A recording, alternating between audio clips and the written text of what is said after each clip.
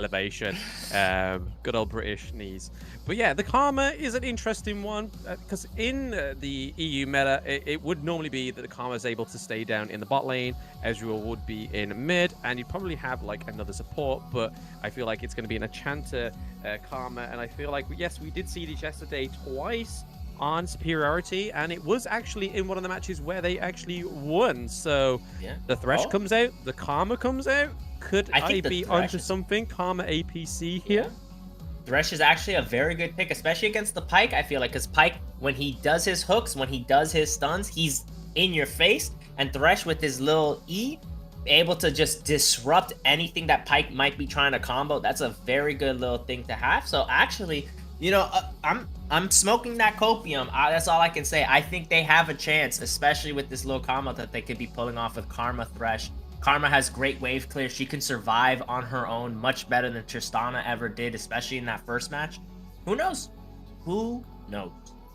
Who knows? No one knows, but my nose. We're seeing the next wave of bans come through, and it is into those jungle picks. So the Lee Sin meets the chopping board. We don't want to see that Lee Sin being incorporated with the Zed, with the Pyke and the Kaiser of the first match. And then the Akali, once again, we could, we could see MohLIEVERS trying to make a synergy of both of those the two team comps they had in the past two rounds into the third and final form, as if it were Sal's perfect form. But they did shut it down on the side of Superiority, taking the Lee Sin off the table and the Akali. So they've now got to try and think of something. Yeah. Oh. They traded the monkey for the blue hair doll. They want that 200 doll hairs, so they went with the doll herself, Gwen, as the pick. Okay, they got a little bit of scaling going on. They got a nice little early game combo. Let's see what their last pick is. And now we're gonna see MohLIEVERS, Dienzio hovering Fizz. Hovering. And it's locked in. We see a Fizz. Is that Fizz jungle or a Fizz mid in the Zed jungle that we're looking at? More than likely. We saw Fish play the Fizz in one of the previous weeks, and he played it very well. But it was paired with a Galio, so whether they decide to go for Galio or the Gragas this time around is going to be really interesting. But it's looking possibly like the Pyke is not going to be support pick unless the Gragas goes support and Pyke is generally in a different lane. But I don't think that's going to happen. No, I think that we'll see that Gragas where is that lands. Gragas is most likely top. We're seeing either Fizz or Zed mid and one of the other jungle, most likely, in that bot lane, Kaiser Pyke. We're seeing that 3 AP, 2 AD composition that we saw them do insanely well with the first game. So if I'm Superiority, I'm focusing on that AP. The AP is the fear that you have right now with that Fizz and the Kaiser and the Gragas. The Zed and the Pyke, they're just there for morale support, basically, to finish off whatever that AP does. You know, they're the assassins, you know? So I'm scared. I do have to point out that Gwen was also one of the champions in Superiority's dubs in their matches yesterday. So they've got 2 out of 5 of the champions that they had in their only dub from yesterday taken on AZ3 or AZ3. It is Afro Man. Okay. Taken on that team. But yeah, the Gragas goes into the Baron lane, going against the Mundo. It's very weird to see that they've taken that Mundo again, because it's not quite the tanky team that we had last match. They lack one front man. They have taken the front man out for a the Gwen. So seeing Gwen come through, and we all know Gwen activates when we get those AP items on the board. But I'm really interested to see what this Karma and Thresh do. I think it's a really cool combo that we could potentially see down in the bot lane. We just got to hope that the Pyke and the Kaiser aren't as aggressive as that first match. If it is, it's pretty much game over at 6 minutes. Yeah. We're definitely seeing a lot more of a gank-oriented team composition from MohLIEVERS with that Zed, that Fizz, and the Pyke all together. And then we're seeing a little bit of a scale with that Mundo, Gwen, and just Thresh in general. It's not necessarily, you know, Thresh can do ganks, but he's mostly, you know, trying to just survive and deal and poke damage for his team throughout the team fight as it goes on. And Gwen is going to take a while to scale, especially as a jungler. She needs that first item. She's going to be farming a lot before that first dragon. So you got to take advantage of that if you're Zed on the enemy team, basically. You're looking for those ganks. You're looking for those kills. You're forcing that Gwen to rotate off of monsters, off of everything to try to survive, help the team out, you know? Definitely. I'm excited for this little fight. Yeah. Very, very excited. But we're seeing Mario playing that same sort of play style, and I think Thresh is probably one of those supports that would replicate that Alistair roam strategy that we saw from Mario in the last match, because we all know Thresh can get up and down that map as quick as he wants to, especially when he builds that Deadman plate as well. But once again, we're seeing Jackie and DNZO being very aggressive down that bot lane. I don't feel Thresh can leave the Karma too long enough down in that bot lane when we know how aggressive DNZO and Jackie can be. Karma already being punished slightly because of that Thresh in the mid lane. Oh, he gets hooked. He's got his little lantern to save some damage from being done too much to him. We got the Mundo in the top lane dealing a decent amount of damage, but Gragas' passive allows him to heal every 8 seconds. So whatever damage he does, is if it's not an all-in, Gragas will just heal out of it. We're looking at this Pyke, looking for something. Interesting to see. Karma back to full health, basically. And I mean, she will be able to hold the lane with her Q poke by herself, but if Pyke lands one hook, she's done. So Thresh, you're right. He definitely has to stay down there. And we're seeing this top it's lane. definitely not that kind of matchup where Karma can last on her own, especially... I'll keep pointing it out because it is the big elephant in the room. Looking for something. They're pushing this turret. Let's see if they can grab this. Let's see but if Hitman can get Mundo's grabbed. low. Gwen's gonna have to tank this if they start this. Gwen has to start the hits. Oh, she's not doing it yet. Wait. They're trying for something, but Gragas, while they're waiting, gets another heal off. He's back to above full health, and they can't do anything. Gwen just lost so much gold because of that failed gank, honestly. She's down to 1,400. Zed's at 1,700, and his gank in early games is insane. Look at him. He's going for. He's looking. He's looking for this Thresh. Thresh gets cooked. Is it gonna be enough? It is. Yo! Zed teleports. They're going for the double, and there it is. Kai'Sa with the double kill on the first gank with the Zed. Great job. Pyke at 2 health. They survive. And they take so many plates. Let's see if this Ezreal ult lands. Oh! Nice. From downtown, Steph Curry with the 3. Okay. Homie. The only basketball player I know living on a British, but oh my god, once again, Zed with these under the tower dives is just popping off. Fizz didn't even land his ult correctly, and they still were able to get rid of that Ezreal and burn his flash in the process. If he used his exhaust, he might have been able to survive, I think, but that all-in damage was absolutely nutter butters based on the food themes. So, you know, it's hard. You're gonna get ganked constantly. Zed's online, Zed's got a lot of gold, and Fizz is a very strong opponent, and Kai'Sa's pretty strong too. She's got 1,300 gold over this Karma, so you are horrified of these ganks. What do you do? What do you do against all this gank potential, you know?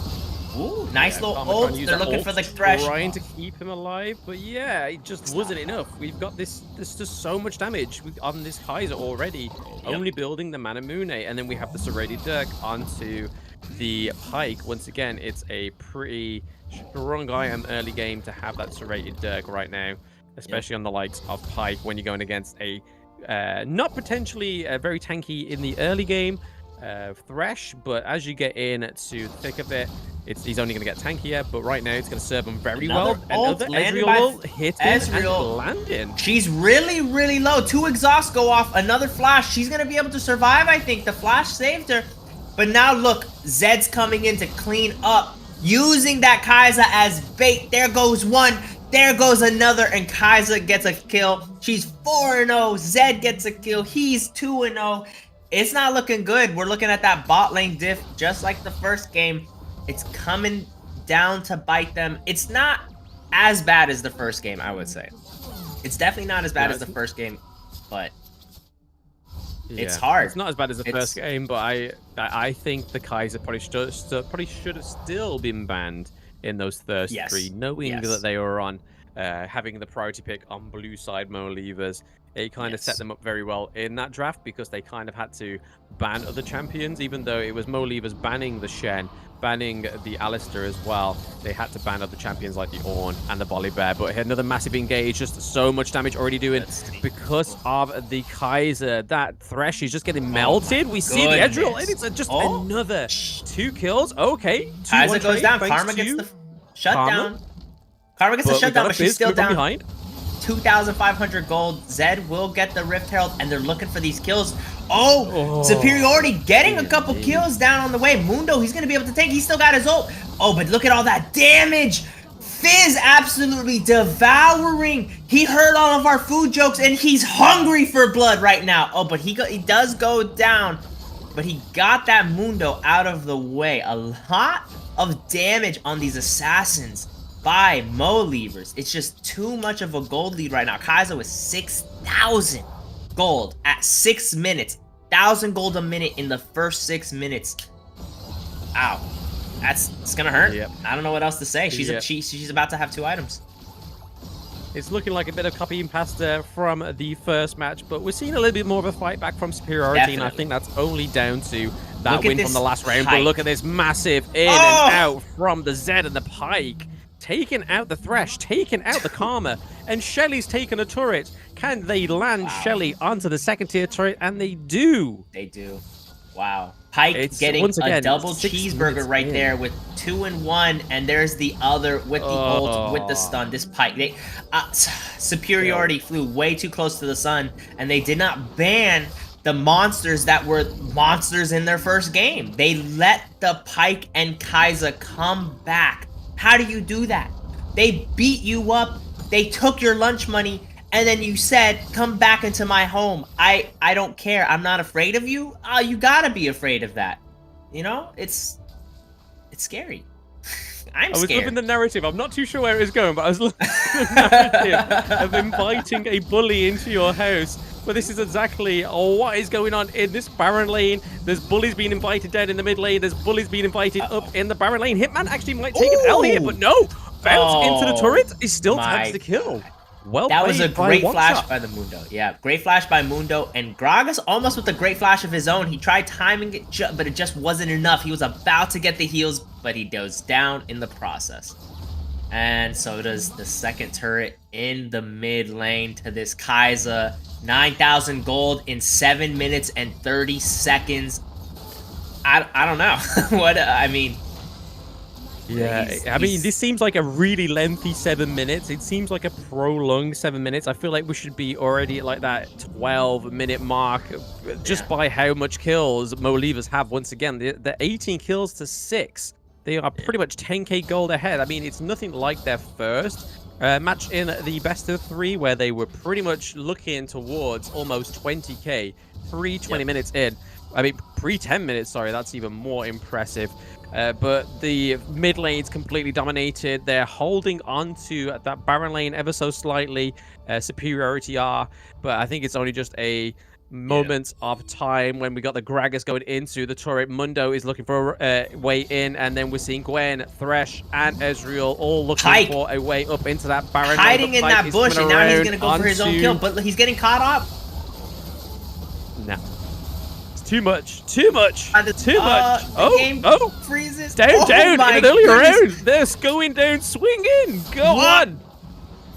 Ow! Goes down. Mundo goes down, but it's still a team fight that could go to anyone. Oh, Fizz land the ult, the stasis to save the Gwen from all the damage that would have happened. Pike gets another kill. Pike gets another kill. Pike does not get another kill, but he does enough damage to get the Gwen low and help the Kaiser get another kill instead.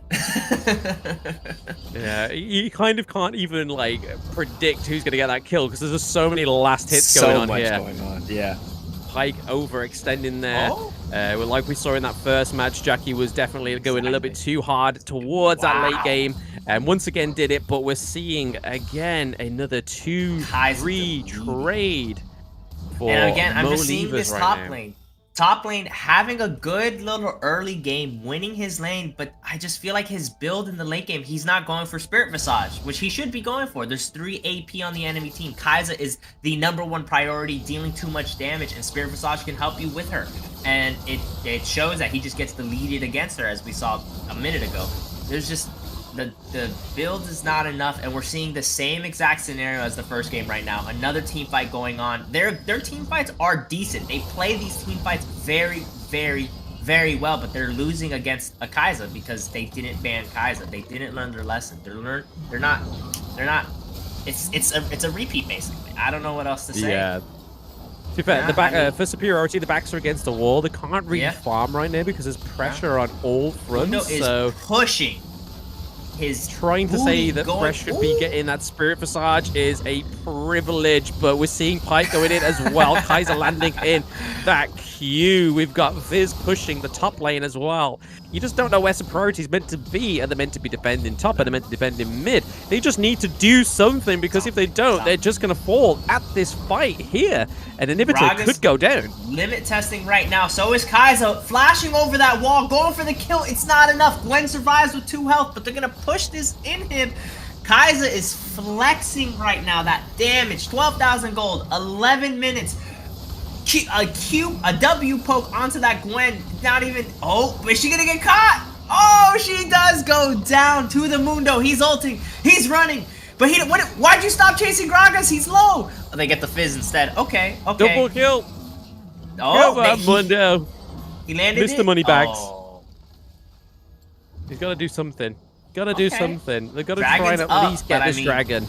They definitely need this dragon, but they need to make sure MohLIEVERS don't get this dragon. They don't need the dragon itself. And MohLIEVERS stealing it.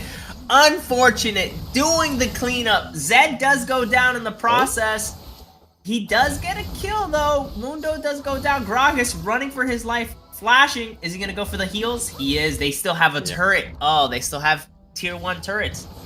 Pyke by himself. He gets Kai'Sa stunned, running in now. Kai'Sa's coming in to save the game. Low. Look at that damage!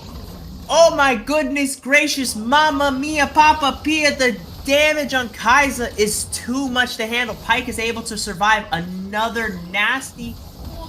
Oh, are they gonna get it? Yeah, they are. Save the Q. Great, no! Gwen survives, but and Gragas goes down instead. Wait, look at this Ezreal. Ooh. Oh, Kai'Sa missing out that Q. That could have been the money shot right there on Kamanji. Yes, it would have been. It would have been. It was close. Oh, we're looking at a money shot of our own right here. Oh, he misses. Kai'Sa able to get away.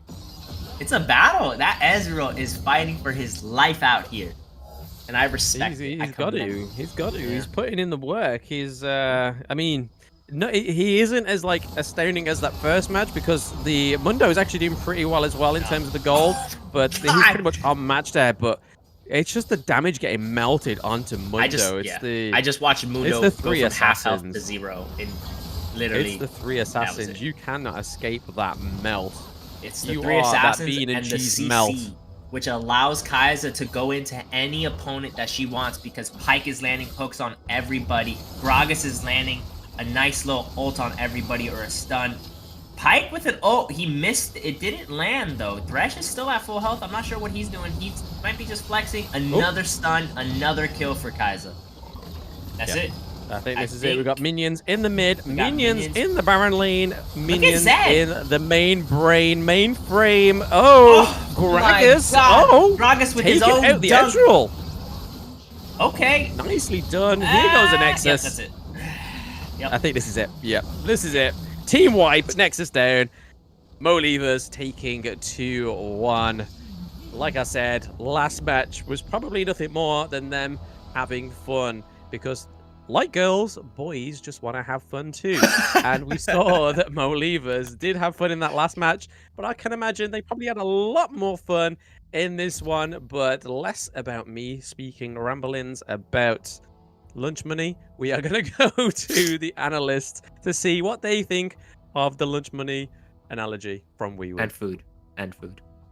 So I don't have too much on food right now, but I do want to talk a little bit about the first couple bans.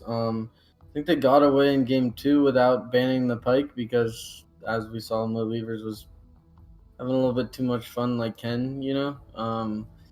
But okay, that was terrible. Sorry. But I think the pike needed to be taken out in game 3 if they really wanted to catch a win here.